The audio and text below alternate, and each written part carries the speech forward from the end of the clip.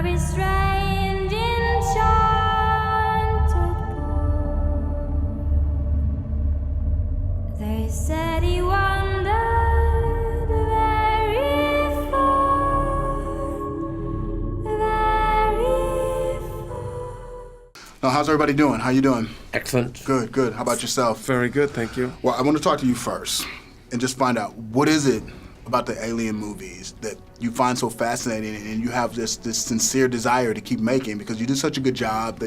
They go back and each one stands on his own and you seem to be finding new territory to explore. Yeah, well, when you 30 years ago, when you do a film, you don't really want to repeat yourself and you don't want to do a sequel. And that set aside, I didn't do the sequel. But I watched the other three, which are all very, very good films, but none of them brought up a very simple series of 6 questions. What was the ship? Why the cargo? Who's the space jockey? Why would you create this creature, into what purpose? And 8th question, who? Who are you to do this? Did you remember that? No, you didn't even think about that, did you? There you go. So then it makes a good opening box. Take the lid off with Prometheus. You start all over again.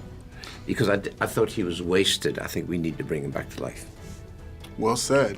What do you find so fascinating about working with Mr. Ridley Scott as an actor? I mean, watching him work, I can learn a lot in terms of where to put a camera, how to work with a crew, how to work with actors, how to work on something of this scale. But I suppose the main thing is we have fun. It's a fun experience going to work. I think Ridley works so much that because he's passionate about it, but also it's an enjoyable experience for him. And that's the more I do of this, the more important that is to me, to have a good time. What do you find fascinating about the theme, particularly of this movie? I love the concept of AIs and what the future holds for us and them. And what sort of relationship will develop between us and AIs. Now, most of this movie was primarily shot on a soundstage, correct? Sure. What was we opened in New Zealand. 2 weeks. Two weeks shooting the arrival on the planet, the walkabout. And then a quarry outside Sydney as well. Yeah, the quarry, we found a reservoir, empty reservoir, 100-year-old reservoir, which is a fantastic backlot. So we did all the forest and a lot of the stuff down there. The reservoir is the size of 6 football fields. So that was the studio, really. Fantastic. How'd you stumble upon that? Because it is spectacular. You location hunting. Key personnel. Australian crew were as good as anything I've come across. Best crews in the world probably right now are in England, just by sheer frequency and practice. Okay. It's practice. Right. But in Aussie, they were, I would say, came right up to speed. Fantastic. Very nice. I mean, I take in keys, but from the key, a cameraman will have a pyramid like that. Production department will have like that. Huge crew of 600. Wow. But we get through this in 74 days because it's all efficient, really fast. Yeah, that's pretty quick. That's very quick. Now, speaking of shooting, you're playing a dual role. Is there a particular challenge as an actor to pull that off, or is it just normal, like any role you would embark on?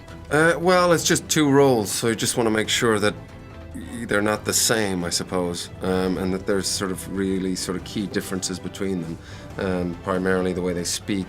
That's the first thing that to approach, and then of course Ridley's got very specific ideas about how they'll look, and then it's just about David's very expressive and theatrical, so Walter will be more neutral, and where David where David is going, and by what he says and how he expresses himself. I wanted Walter to be a little bit of an unknown entity for the audience, even though his intentions are pure. They don't know that because there's not a lot going on in the face, and they can start projecting their own ideas onto him. And is it true you've already started on the next project, correct? It's being written now. We already know that you do like a 10-page summary of what it could be. On that base, you pitch what you're going to do, and then John Logan now is writing it. We'll probably have a script before Christmas.